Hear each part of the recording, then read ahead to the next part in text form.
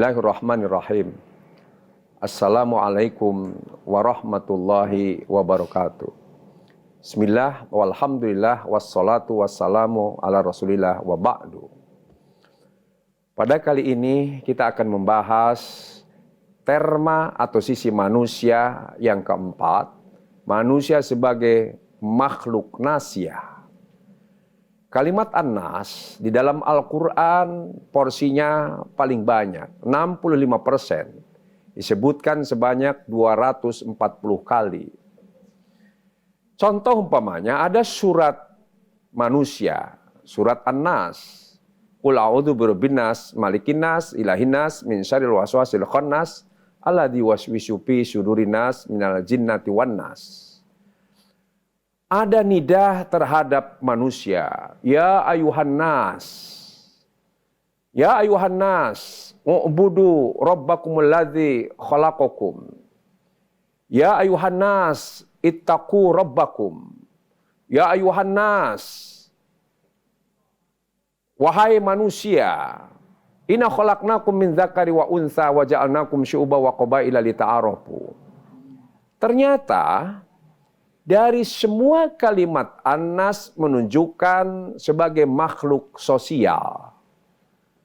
Kalau insan adalah sebagai makhluk individual. Kalau nasyah, an-nas sebagai makhluk sosial. Karena itu semua ayat-ayat yang ada kalimat an-nas, domirnya yang dipakai adalah jama'. Berbeda dengan insan, itu tunggal. Kalau an-nas itu jama'. Bagaimana tadi? Ya ayuhan nas. Begitu juga Rasulullah SAW berpidato dikala di Arafah, waktu juga tawaf ifadah. Di dalam hadis banyak terangkan, ya ayuhan nas. Kullukum min Adam wa Adamu min turab. Laisa li'airabiyyin ala ajamin fadlun illa bitaqwa. Sebagai makhluk sosial, maka sisi manusia ada sosialnya. Karena itu manusia tidak boleh lepas dari kehidupan sosial. Kenapa kita keluarga? Keluarga adalah sebagai makhluk sosial. Kenapa kita membentuk perusahaan? Syarikah karena itu makhluk sosial. Kenapa ada RT RW dan terus ada kelurahan sampai ada sebuah negara? Karena makhluk sosial. Sebagai makhluk sosial di hadapan Allah Subhanahu wa taala sama. Bagaimana ayat yang tadi dibaca? Inna khalaqnakum min dzakari wa untha wa ja'alnakum syu'uban wa qabaila lita'arafu. Sesungguhnya manusia diciptakan dari seorang diri Adam alaihissalam, kemudian diciptakan pasangannya Siti Hawa, kemudian dijadikan bersuku-suku berbangsa-bangsa, lita'arafu, untuk saling mengenal, yang pada akhirnya untuk saling faham, bukan untuk saling tafakhur, bukan untuk saling sombong.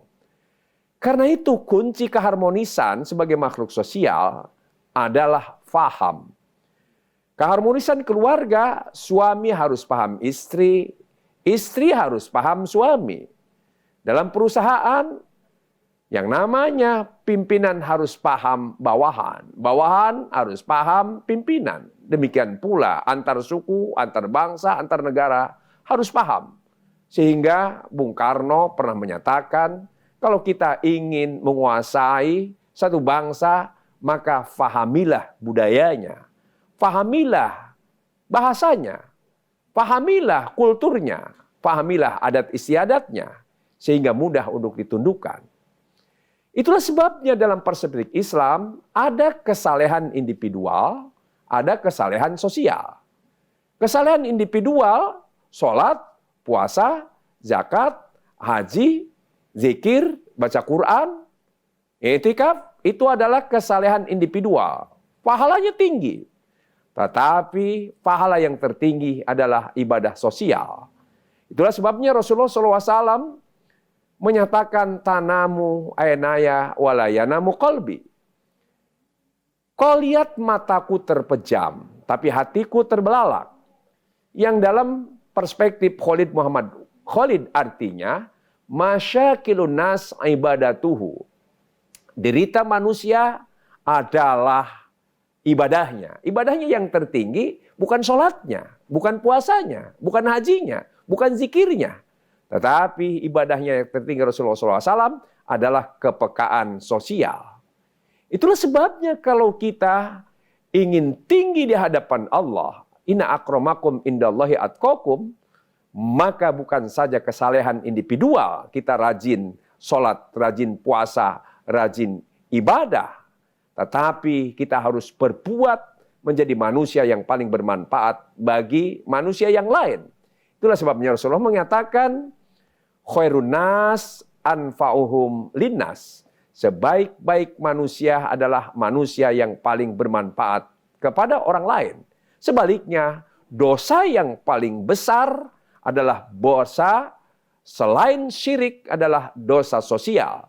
Dosa sosial itulah yang namanya kemunkaran. Kalau fahsya, dosa individu. Tapi kalau munkar, yaitu dosa terhadap orang lain. Zolimun li ghairihi. Qad syatama hadza, wa qadzafa hadza, wa akala mala hadza, wa daraba hadza. Yang namanya dosa sosial, mempermalukan orang, kemudian memfitnah orang, mengambil hak orang, kemudian membunuh orang lain, dan menganiaya orang lain. Maka kalau kita bertobat, tidak bisa diselesaikan secara vertikal, tapi harus diselesaikan secara horizontal. Itulah sebabnya dosa menzalimi orang lain dalam hukum positif kita disebut tindak pidana. Terima kasih. Walaupun minkum. Wallahul muwaffiq ila aqwamit thoriq. Wassalamualaikum warahmatullahi wabarakatuh.